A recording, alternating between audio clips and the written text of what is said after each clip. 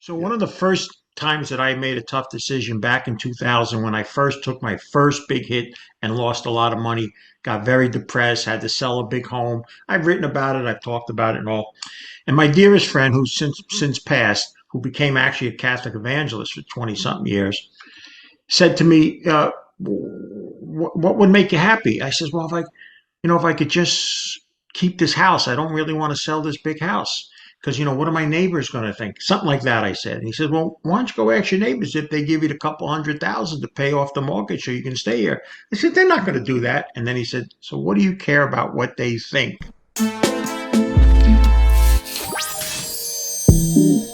Think,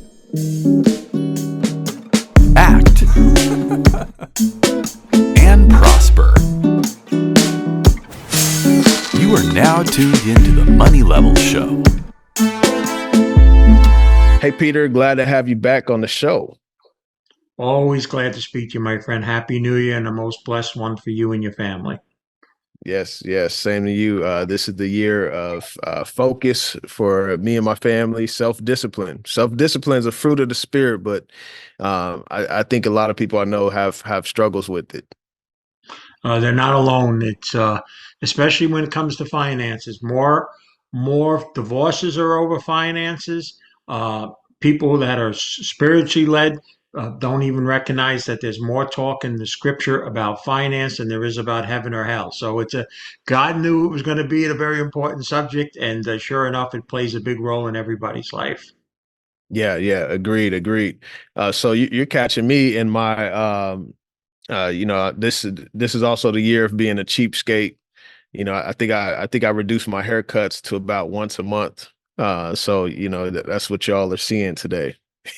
Well, listen, you know, frugal and cheapskate are two different things, okay? Being wise, as long as you're not penny wise and pound foolish, you'll be all right. That's good. That's good. So I do want to talk about debt, and a lot of people have these goals to get financially free, and you really have to go back to the basics, to really hone in on those goals. And so one well-known Bible verse is that the borrower is slave to the lender, and it talks about how debt is bad. And so I want to chime in there because I was reading some statistics recently, which there's a lot of different metrics, but they said about the average of amount of debt, which I don't know if they're what all they're including, or if they're just dividing the amount of debt per American, but it said it was somewhere around $100,000. And so I don't know if that's accurate, in terms of like or what all that's including, but that was just something that I read, which that's a astronomical number. And yeah, go ahead, sure. So we can all see it on the U.S. debt clock, which you can find online. I think it might even be a little bit higher, but I think that includes incorporating what each person owns towards the national debt. Not that everybody is owes $100,000 in personal consumer debt, but it's important to discuss this. So I'm about to celebrate 40 years, and it was about 20 years ago when I started to focus on using scripture in my financial work. Before that, I was like anybody else, as secular as anybody could be. And one of the things I started at that point and that was focusing on being out of debt and convincing people to lessen it and not have it. And the main reason was there's not a positive verse in all of Scripture about debt. In fact, there's great warnings about it. And if you look at societies now, US, and we're not alone in this, Japan, so many places are heavily indebted. And it is true. You become a slave to it. And it has been built on the back of this falsified belief that generated out of Wall Street and Madison Avenue that somehow more money equals more happiness. And however you get it, even if you have to borrow it to get it, you can only be happier. In fact, they'll convince you that there's no way the guy that drives the bus is happier than the guy that owns the bus company. When in fact, studies after studies show you people with little or no means have a more average happiness and contentment than some of the richest people in the world. So debt is a very, very critical factor. And if you're a believer and you have an understanding, if God felt that there was more reasons to speak about finance, which includes debt, than even heaven or hell, which is really the ultimate, that's, it's one place or the other, then you really need to pay heed to it. And most Americans still don't. I will tell you that in our planning group, still about 7 out of 10 families we sit from everyday workers to some very wealthy, and including the athletes that I dealt with for years, they're all living at least one lifestyle or maybe two above where their finances truly support. And everybody says, how do they do that? It's easy. They borrow, or they don't put away for the things they're going to need in the future, and they use it for things that they're consuming and supposedly enjoying today. So it's a very, very critical factor. And if you don't pay attention to it, before you know it, you can just be overwhelmed by it. And that's many times even some of the wealthiest people. Look, there's studies out that said that there's people making between 100 and 150,000 dollars and have nothing saved. Now, when you Wow. got somebody when you got somebody who's making 40 or 50 and they go, man, I'm getting by. I could put away 50, before no mind, I could put away $50,000 a year if I was those people. It really is. And there's nothing in Wall Street in its planning process on average where it's willing to take the chance and say to somebody, hey, listen, before we start investing and all, you're spending too much. You should really cut back. You know, those $4,000 leases you got parked out there? Why don't you just pay cash and own two nice, smaller cars, but you won't owe anything on it? Well, a lot of people don't want to hear that. And you're trained in Wall Street not to get people upset that they don't want to hear. Tell them what they want to hear. And so it's a big challenge now, and it's overwhelming all parts of society. It doesn't matter the color of your skin, your nationality, where you live, wherever you go. There are people indebted it and being just broken down from too much debt. Yeah, yeah, that's very, very important points there. I actually have a car that we've had for a while. We paid it off. My wife she had wrecked it somewhat, and so it's not very pretty to look at, but I still drive that car around. I'm like, this car is a good working car. I am still driving it around. Well, you need to figure out, you've decided that I'm going to have a card to get me from point A to point B. And I'm not going to really worry about what people think it looks like from point A to B. And then there's people sitting here, my God, I couldn't get in that car. What are my friends going to think? Can I tell you a real quick story? So, Yeah. one of the first times that I made a tough decision back in 2000, when I first took my first big hit and lost a lot of money, got very depressed, had to sell a big home. I've written about it, I've talked about it and all. And my dearest friend, who's since passed, who became actually a Catholic evangelist for 20 something years, said to me, "What would make you happy?" I says, "Well, if I could just keep this house, I don't really want to sell this big house because what are my neighbors going to think?" Something like that, I said. And he said, "Well, why don't you go ask your neighbors if they give you a couple 100,000 to pay off the mortgage so you can stay here?" I said, "They're not going to do that." And then he said, "So what do you care about what they think? Stop worrying about what other people think." And he went like this: "Think about what he thinks." And that was really the start. And it was a humbling experience. And many times you have to be humbled to finally get it. But sometimes you don't get a second chance. That's the scary part. But most people who I now meet that might have once been big spenders, even if they were big earners and all, they've been humbled in some way, shape, or form. And that's what makes them confine themselves and not get caught up in the worldly stuff that everybody else is caught up in. Yeah, yeah, that's very true.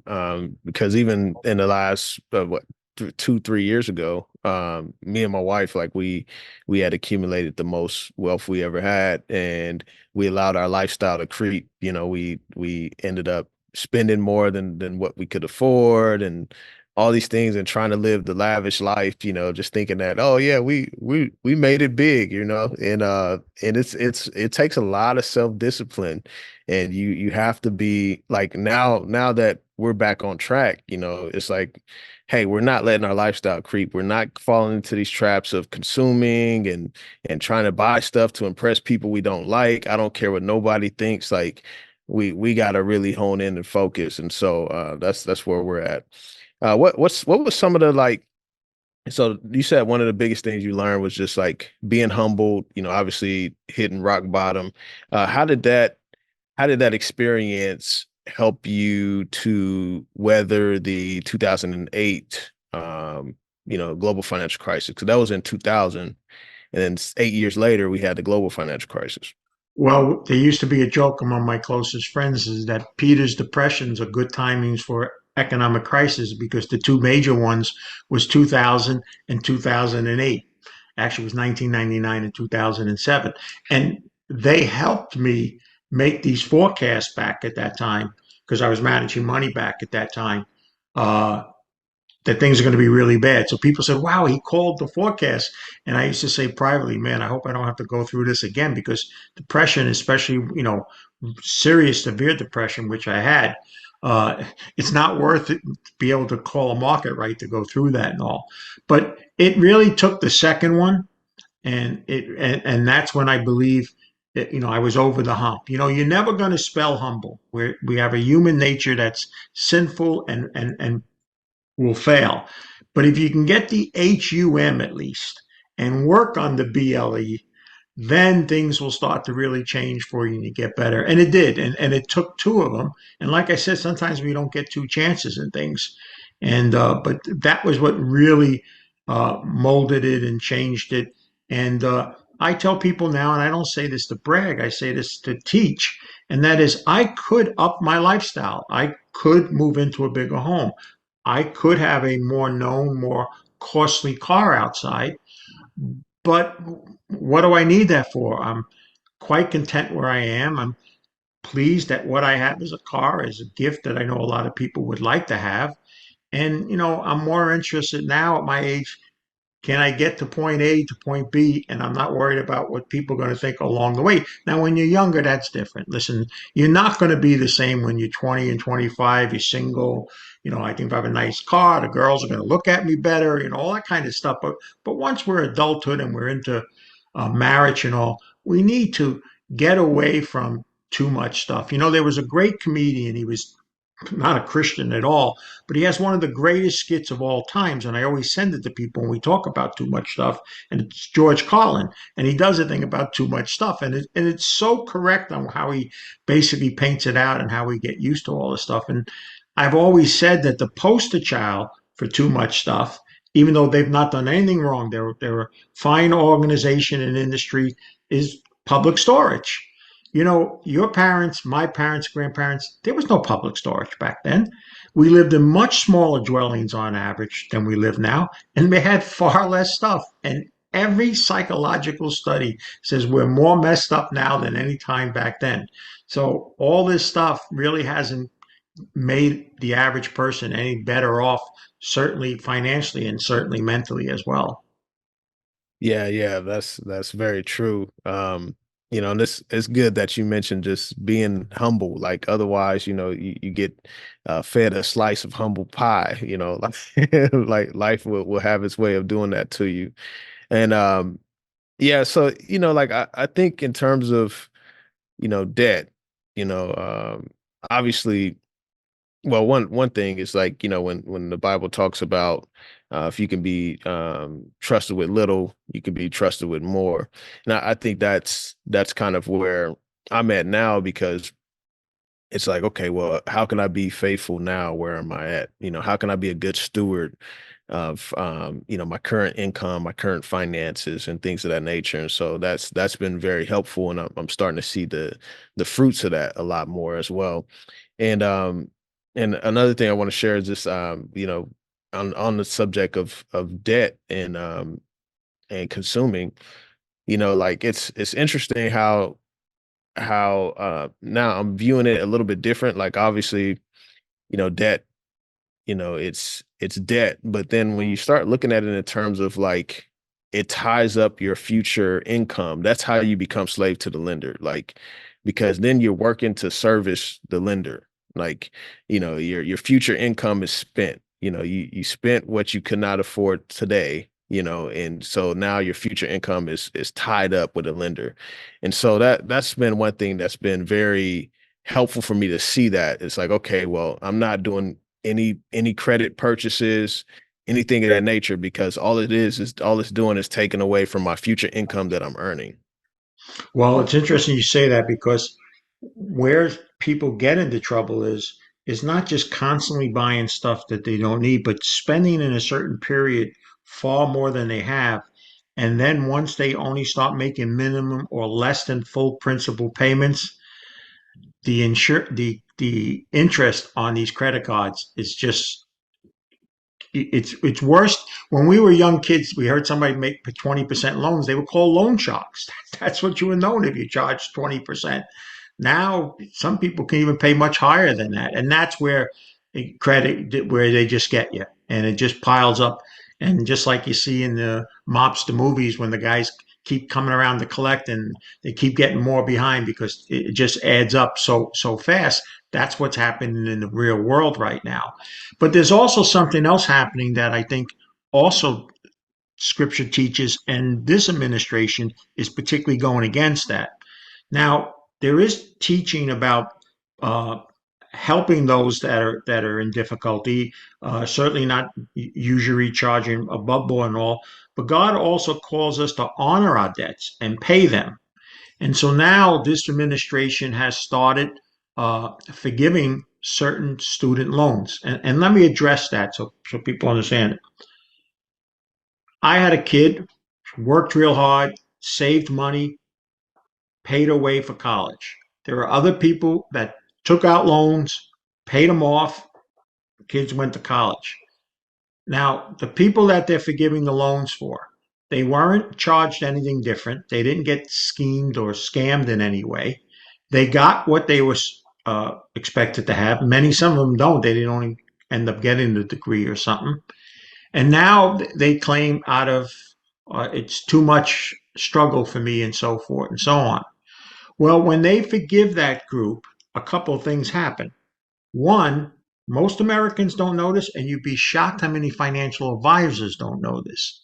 But the U.S. single biggest asset it has on its books is student loans. That's the single largest asset the United States has right now on its books. So when we forgave those loans, we lost that as an asset.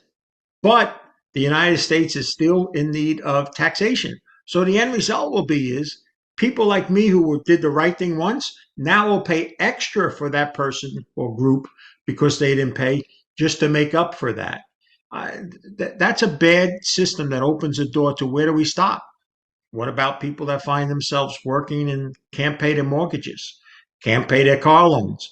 Where would it be put to an end? And it was a very bad precedent, and it goes against principle of Scripture that we're supposed to pay our debts and work for it and so forth and so on. So, uh, like you can understand why I like to tell people the dirtiest four-letter word in the world is debt, and it really is, and it's causing an enormous issues that are only coming to the forefront now. And I don't want to get off track, but I think it's very important that we say this. We're getting to the point now, the way this government is piling up debt, that paying the interest on it is going to become very, very challenging.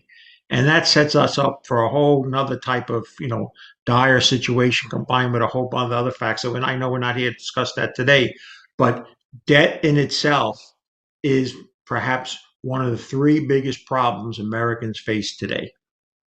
Yeah, that's a really good point. And actually, I do kind of want to go in that direction.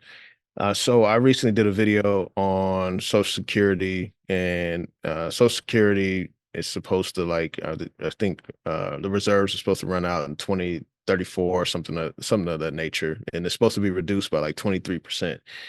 They haven't changed any legislation since the 80s.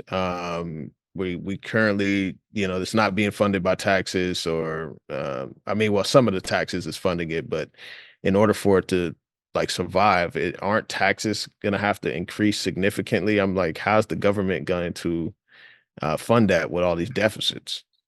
So we have now over 34 trillion in hard debt. And then we have estimated somewhere between 70 trillion to 100 trillion in unfunded entitlements that people are expecting to receive. Continue to someone like me over 65 to have Medicare. people who were collecting Social Security, disability, and of course Medicaid as well. And in the recent times, as much as there's political paralysis now, and that's one of the other huge problems we have, there was some discussion among both parties that obviously something has to be done. And some of the discussions that have, nothing's been implemented, like you said, but some of the obviously necessity things that are going to occur, they're going to raise the limit before you can collect it. That's the first thing they're going to do. The second thing is they're going to start to tax it more, especially they're going to pick certain levels of income. A guy that has, or a family that has $50 million and, X, and is collecting his Social Security, well, they're going to target those people. But they're also going to increase the tax ends to other people. We see that now.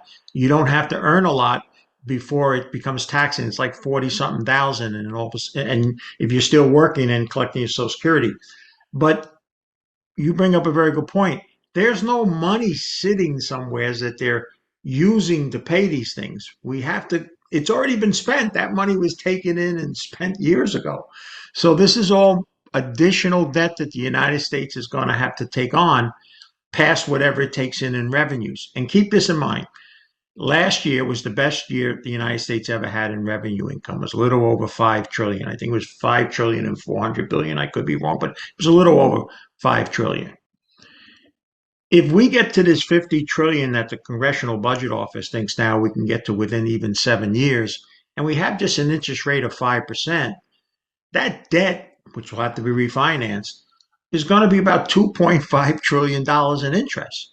Now, revenue growth will grow, especially if more people are let in and hopefully they're taxed in some way, but it's not going to grow anywhere close to the level that interest expense is growing. We can't function if half of all our money is going to pay just the interest expense, let alone pay all the services, the army, and all that kind of stuff. And it's now within sight. People say, "Oh, I've heard this story for years. You doom and gloomers." Yeah, that was when it was 2 trillion. You know, the national debt was only. Imagine I'm saying this was only 22 trillion in 2019. It's gone up 50% in less than 5 years. This is a problem that even someone my age, it's in within my lifespan now we're going to face. And the younger you are, the more it's going to be put on your shoulders and all.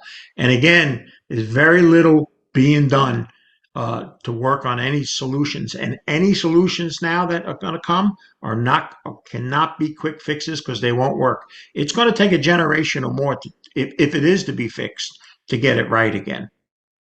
Yeah, yeah, that's definitely true. So so with this coming down the line, I mean, obviously, I was just well, actually, I was just talking with a friend of mine, and he's an accountant, and I told him I was doing a video on Social Security, and he said, "Yeah, I was talking with a guy, and he said, oh, they've been saying that for years and everything." And then I started hitting him with the facts. I was like, "Well, the baby boomers didn't start accessing Social Securities till 2008, and then you have like I think it's what 60 million or so that are going to be accessing it by the end of this decade, and then by 2031 every baby boomer would be the age of where they can receive full Social Security benefits. This is one of the largest generations we've ever had, everything. So I started breaking those things down to him, and his eyes were kind of opened a little bit. But how can someone prepare for um, things like this coming down the line? Obviously, getting out of debt, that's one piece of it. What are some other ways people can really begin to prepare themselves for, this deficit to increase, and then obviously, more taxation and whatever else comes down the line? So let's understand what two critical players are at this point in time. First, you talked about the baby boomers, or we call 65 and over. All polls now of people in all parts of the country asked at 65 and over, what is your biggest fear? It is no longer dying. It is running out of money. That's how concerning it's become and a critical issue to some. And then in the millennial age, uh, they have now in poll after poll have assumed that they are not going to be able to have some of the things, including their own homes or homes in the way that their parents had because of finances. And those are two critical players in society now. You have to, first of all, most people don't do this. I can assure you may have one of the most loyal followers. And of course, people that follow me are going to see this video. And I would tell you not 10 or 20% have done this. And that is take a true account of what your spending is. And that really means for 30, 60, or 90 days, mark down everything you spend money on and literally build a ledger of what your assets are and what your liabilities are and figure out how much money is eventually going to go out over the next year and how much you can estimate is going to come in. And if there's a shortfall, how do we go about approaching it? And if you don't do that, there's no sense even talking about it. The other thing that like you bring out is most people don't plan. Uh, Still, largest percentage of people don't really have a plan. And then if they do a plan, they do a needs-based plan. Okay, I got young children. I got to start saving for college and all.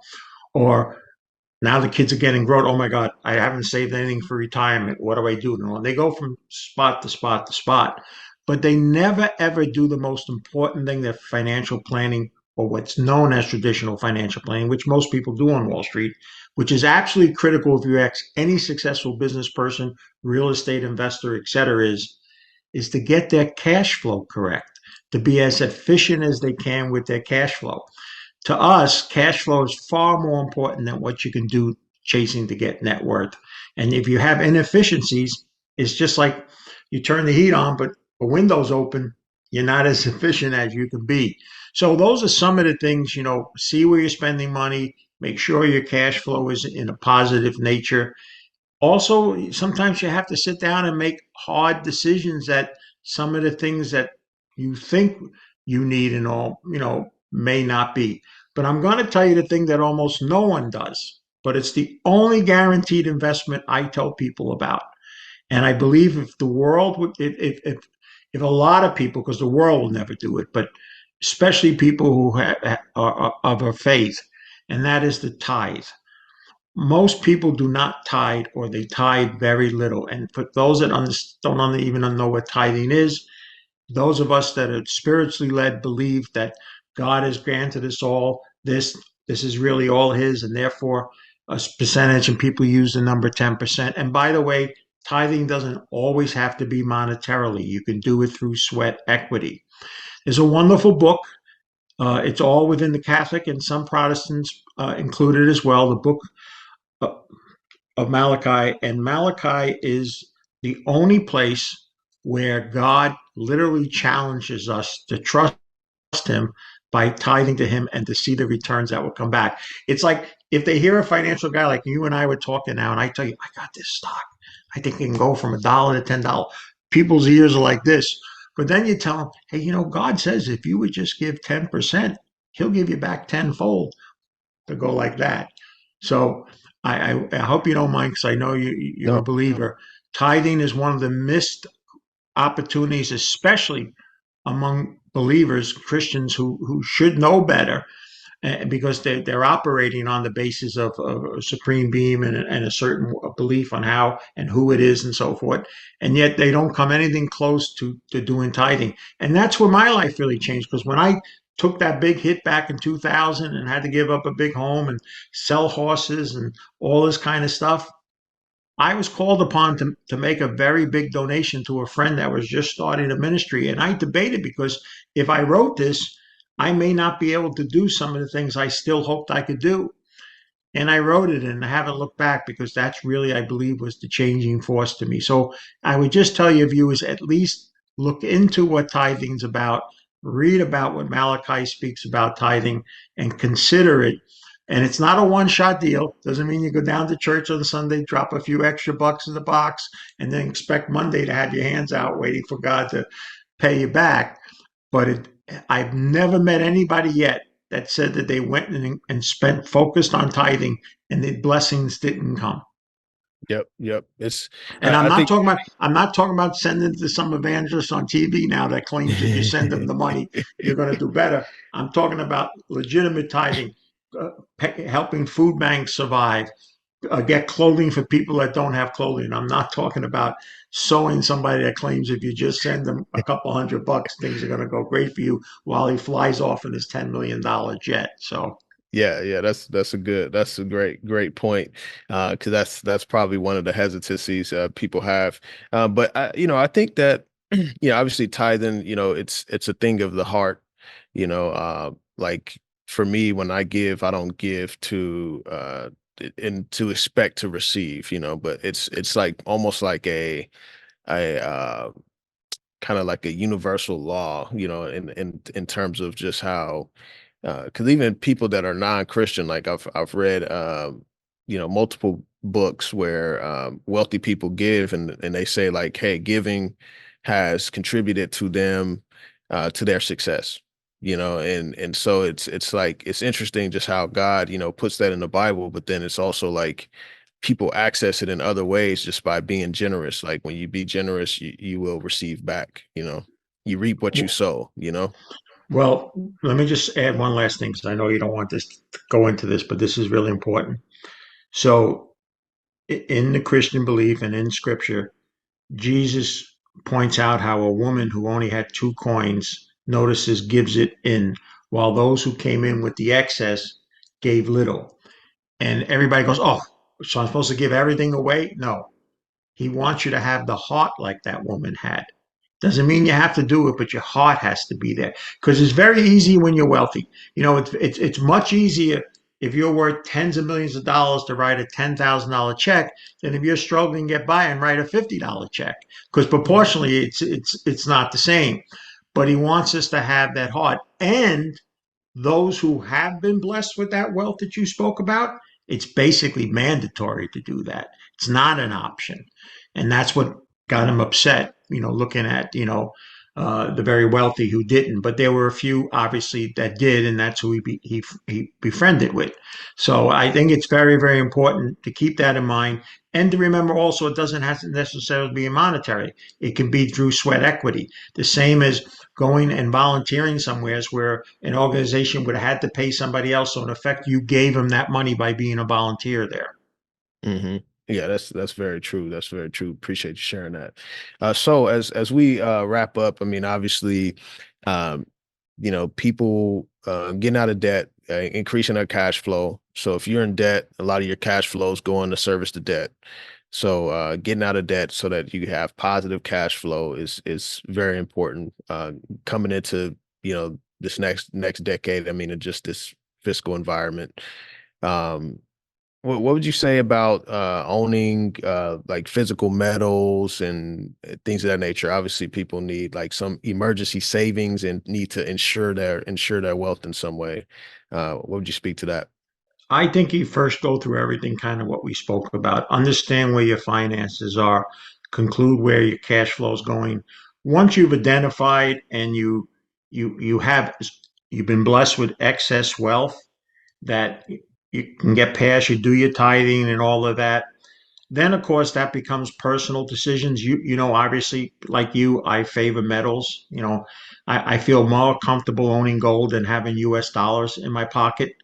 I think there's going to be dramatic changes on the world stage in the next few years, and it's going to impact monetary issues and things up related to monetary. And gold has stood the time for a couple thousand years. In fact, this morning on my own Twitter page, I put out that over the last 100 years, it outperformed every currency by by many lengths, and it is a place to consider. But I think really now, when you have 65% of Americans working paycheck to paycheck, those are not options, but getting their house better in order with some of the things to alleviate some of the pressures, I think is real critical. I've never met anybody yet, and please, anybody watching this that is different in this, please send me an email. But I never heard anybody say, wow, I paid down my debt and I paid off my debt. Worst thing I ever did in my life. I'm more angry now. I can't sleep. No, people talk about this tremendous peace and tranquility that didn't exist before. That's the other option and positive of lessening exposure to debt. There's an ability to function at a much easier and palatable with all the other issues that the world throws at us. Yep, that's really good. Yeah, so Peter, as we wrap up, could you give us a one situation that you've experienced or seen? I mean, because you've been doing working with wealthy people for a while, where someone has just blown it. It's just Oh, like without identifying any names or no, anything, I but can't. I can't. But yeah. I that was the main purpose when I formed Trinity Financial Sports and Entertainment back in the year 2000, and I did it with a man named Lee Wusan, who was a running back on the first two Giant Super Bowl teams. The express purpose is to form an organization that would not just help athletes with their finances, but teach them from experiences. And we built a board of past players who went through that, who went through these humbling experiences of making and losing a lot of money. I'll tell you a real quick story. I can't name them all, but this is true. I did 13 years. I can tell you it was with a Giant. That wouldn't give it away. Young kid gets signed by the Giants, and he starts to hang around with the guys making 10 or 20, 30 million. We'll leave it at that. So the guy that had 10 or 20, 30 million, he bought a $2 million home. Well, this kid signed as either a free agent or, six or seven draft round. He got a few $100,000 in guaranteed money, and he went and rented a home like that near him, paying 5 or 7 or 8 thousand a month so he can live in the same neighborhood. The $20 million guy went and got a Mercedes S. This kid, he leased it so he could have that. He wore $20,000 worth of gold. He went and got the $20,000 gold. So he's a rookie, and this is goes back a while before all the contracts were guaranteed. He injures his knee, goes on IR, and then at the end of the year comes in one day crying. I mean, just literally weeping. He got this notice that he owes the IRS money. He doesn't understand how. He didn't realize that he got 1099, and therefore the money he had spent, taxes weren't taken out. And he had a few $100,000 tax bill. And I can't even describe who stepped up for him, but someone or group did and loaned him the money without an interest charge. And fortunately, he was able to play the next year or two and pay back that person or group. But that's one of many, many stories. And it's not just left to sports. I've met many people on Wall Street that made a ton of money, and then suddenly it's a horrible feeling. And hey, look, I took substantial losses. I changed my life for the worse. And if I didn't have a loving, caring, devout wife, other type of women would have left. But here I am, and I think part of the reason is to have conversations like you and I had today, and hopefully one or more people will benefit from it. So I thank you, and think it's a blessing that you're giving me to share this today. Yes, yes, it's a blessing. You spending your time to, I mean, this is giving your time, to people so that in your wisdom to people so that people can make more smarter decisions. So, where can people find more about what you do? I mean, I'll link to your YouTube channel and everything, but then you also have a website as well. Sure. So there's petergrandich.com, and there's a blog you can sign up for there. But I spend a good deal of my time on Twitter. It's the easiest and best way to communicate, instantaneous, fast, not a real hassle. And then I also have a YouTube channel where I place interviews like yours on, and then occasionally I interview someone myself, All right. including you in the past. Yes, indeed. Yes, indeed. You all be sure to go there and check it out. I'll link to that in the description as well. Thank you for coming on, Peter. It's always a pleasure, my brother. God bless you. You too.